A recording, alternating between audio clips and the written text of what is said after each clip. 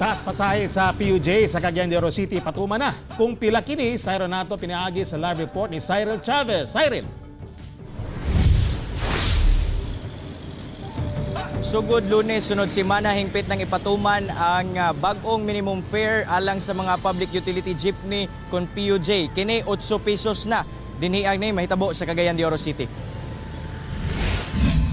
Ipatuman na ang taas pasahe alang sa mga PUJ sunod semana. Kini sumala sa Land Transportation Franchising and Regulatory Board kung LTFRB Region 10.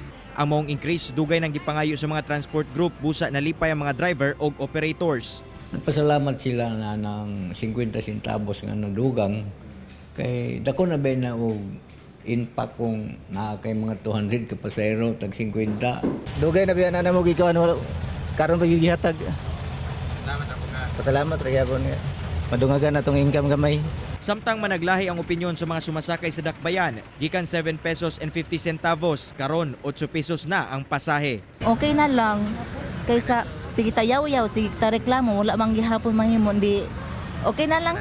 No padayon na lang. May lang pag-iminti na ang pamasahe sir kay wa pa sakto ang mga sweldo karon. Pahimangno si LTFRB ngadto sa mga jeepney operators nga dili pa pwede maningil sa bag-ong pamasahe kung wala pa sila nakakuha sa bag-ong taripa gikan LTFRB. Ang magmalapason pwedeng ireklamo og overcharging. Kamulo may imprinta no sa tanang ruta din sa Cagayan de Oro City.